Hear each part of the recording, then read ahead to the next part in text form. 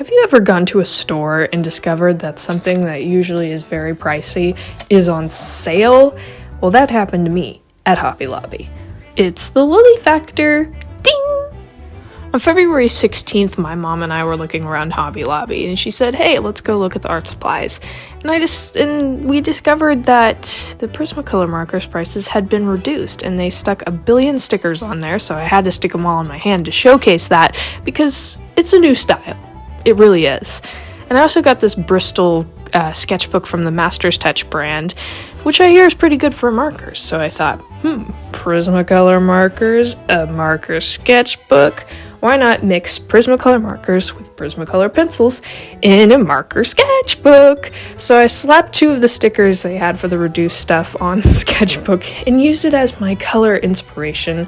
Really, the green and white one did not inspire me, but the orange and brown did, and I invented this character with abstract hair on one side and a little more realistic, more believable hair on the other. I decided I wanted to kind of theme what sparked me getting the sketchbook and also drawing inside it, and make it sort of a cover thing, but also make it a themed illustration for the cover of the sketchbook. And so I was brainstorming the character, trying to figure out more about her. I had done those drawings in pencil and marker already in February, and so I'm coming back later on to continue the brainstorming, and the character has abstract on one side, a little more believable on the other. So one night, in between this time of me coming back to this, I had this idea of what if she's kind of this character who can't really fit in the page. She's like squeezed in, and the message is kind of like, ever feel you just don't fit? And then also write that fit doesn't fit on the page. And I kind of like that idea, so I thought, why not put a background in where on the abstract side of her hair, it's these rigid city buildings that doesn't really match her colorful look. And then on the other side is this colorful abstract world that doesn't really match her more normal look.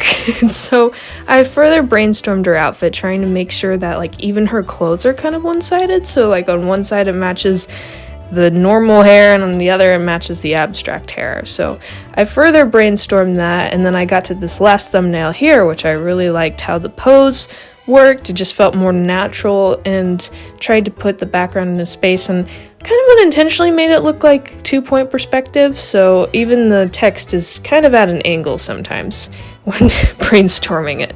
So this is the finished brainstorming of the sketchbook spread, from the color ideas to the character brainstorming itself, and soon I'll be getting into brainstorming the cover. This is really my first go at creating kind of a themed illustration to open a sketchbook with.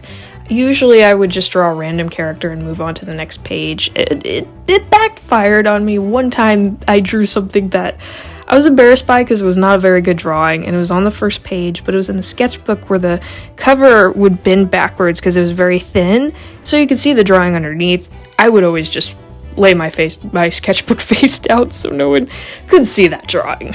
But I'm beginning over here, moving to the front page, and I drew this face and I had to resize it because it was too big. That couldn't get the text over the head, so that was difficult, but thankfully all that pencil will be removed. That's the beauty of going over things with marker and colored pencil, is all that erased pencil marks will vanish eventually.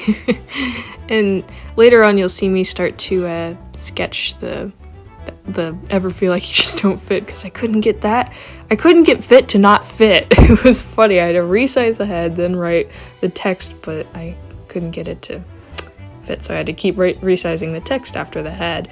But around this point I started to get carpal tunnel, and I had to like shake my hand off and then come back the next day because my hand was killing me. And I'm very glad I did, because the colored pencil part can be very rough on the hands. And I had to keep checking back from the page to remember how to draw the character. But usually when I'm drawing for art videos, and I really only started doing this from the last video where I drew Ezekiel's vision from God, I listen to podcasts, really just sermons, and mostly by Erwin McManus from Mosaic. And so there was a funny excerpt that I have to share while I was listening to the podcast. So think the Lord wants you to speak tonight. And I thought, he's just mocking me. You know, he's kind of reeling me in. I go, oh, and he goes, just kidding. I'd never have you speak. What are you talking about? So I laughed. I just started laughing because I didn't want to look like an absolute idiot and be humiliated in this moment. That's so funny. And this guy had really, really thick glasses. I mean, massive thick glasses that made his eyes huge, almost like reptilian. I mean, huge. And the man grabbed me. He said, Erwin, like that. Oh, Lord. And I realized this man is serious and he's shaking me, telling me the Lord wants me to speak. I just thought that was really funny. So I'll have the actual sermon linked below if you want to hear the whole story. But it was actually funny because I had just been thinking about that very sermon, I think the day before, really. And I was thinking about it. I guess I heard it over a year ago, but I was thinking about that particular one. And I was like, oh, I really enjoyed that sermon. I wonder if I can find it, if I can hear it again. And this voice in my head was like, you'll hear it again very soon. So the next day I was just playing sermons from Mosaic at random, and they had they were playing an old one for the day, and it was that very one I was thinking about. So coincidence? No, not at all.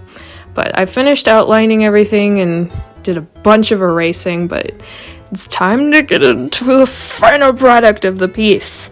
And so I start laying down the Prisma Color markers, and this is my first time ever using them. I've never really considered investing in them because they're only just a little bit cheaper than Copic markers, and I would rather spend my money on a brand I've used and I'm more confident in, and especially that much money. But it was really kind of a great thing to see that they were on sale, or their prices were reduced, because it was kind of funny. That day I was a little tired, and my mom and I were looking at decor in Hobby Lobby, and she was like, you want to look at the art supplies? I'm like, they never really have anything new or anything I'd want to get. But then we got there and I saw the markers had been reduced, so I was like, my hands were shaking. I was testing out each marker, making sure they weren't out of ink, and testing the colors and trying to pick colors that were unique and weren't colors I have in other marker brands. And I really like this one color. It's kind of like a cashew. I don't know. It's like a very desaturated brown, but I like it. So it was an interesting day that day. I haven't really had anything happen before like that. Usually I hear stories where people are like, oh, the store was closing and I got all this cool stuff, and I was like, yeah, lucky you. So definitely a interesting experience. But the markers, they really smell like the sanitizer I would use at this gym. When I was little, my parents would go to this gym and they had this kids area, and they always had sanitizer because they had, the playground equipment, and you'd get all gross stuff. But then they also had a computer lab, and they insisted that you'd sanitize before you go to the computer lab to play games. They were like basically, the classic arcade Mario and Donkey Kong kind of games. Nothing like today's games, but yeah, it was funny. They just smelled so much like that. But I started overlaying the skin with the colored pencils. I used that gold pencil to do the first pencil drawing I had done on the other page. It was like the bottom left one. And so I layered that over the skin because I really liked that gold tone it put. It was kind of an interesting sheen, and so I really, after laying that one color over and over in the markers for the skin, I went over it with the colored pencil. And the thing I really love about mixing colored pencils with markers is markers have a certain texture, but it's very flat, very mild.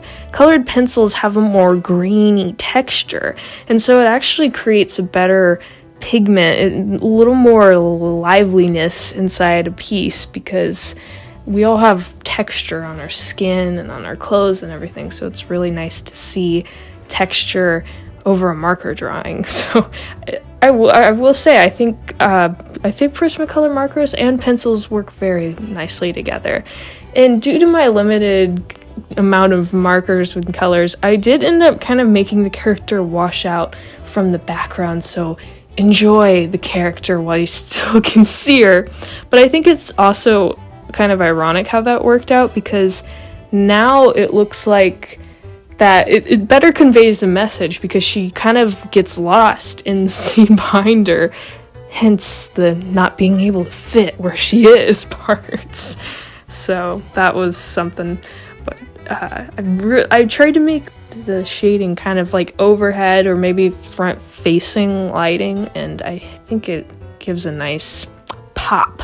But I really loved that one orange colored pencil. It's just but I also started doing something. I never really do this with markers, so this was kind of the first time I really tried to do it, other than I would say with chameleon markers. But I would put the purple, like for example the purple marker over the blue marker, and I created this look on her shorts. So it's like this bluish purple, and I did it for the bottom of her shoes as well, and it almost looked kind of galaxy-ish. I don't know, it was kind of interesting. And it also helped too, like for, you know, these brighter green colors. I think I used something called avocado for the shoes, and I do love avocados, so I knew I was going to use that color. But I also was able to use the colored pencils to go over and make sure that the green wasn't so bright, or that it also had a little bit of shading in there too, so it's not just this bright green, because that could be a little much. But also to be able to layer over, you know, like that dark purple, and then add some blue on top so it doesn't leave that white underneath from the paper. Very, very nice working with colored pencils too. So then I began working on the buildings, and in the sketchbook I brainstormed I was just going to use like a bright pink and a bright beige color for the buildings, but that didn't happen, and so it starts fine with the pink, but then when I go in the red, that's when you can say goodbye to the character, because she gets lost. Trying to be more thoughtful with colors, but, you know, stuff like this happens. But like I said, it helps better convey the meaning of the piece.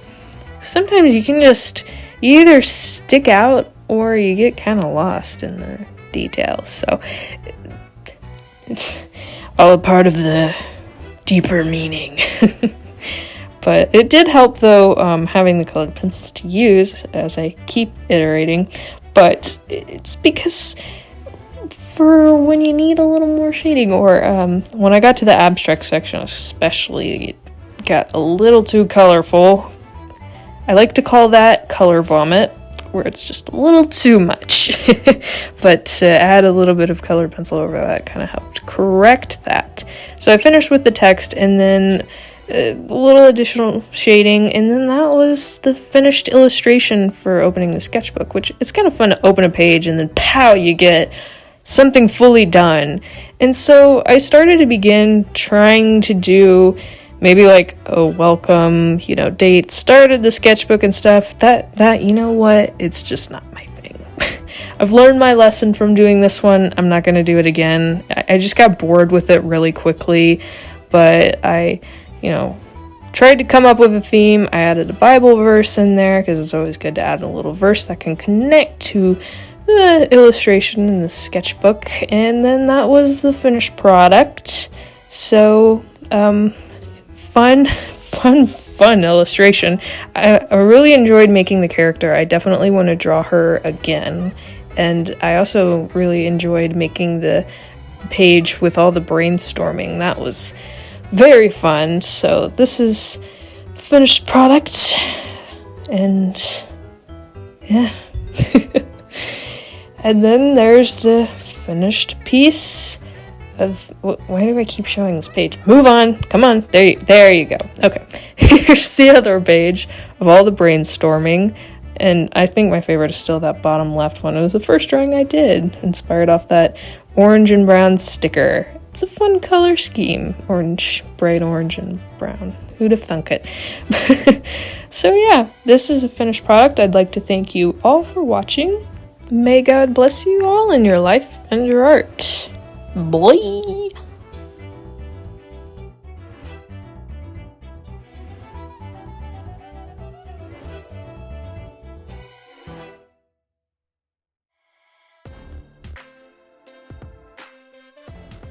Wait, is she going to... No. Again? You're going to show it again? Ugh.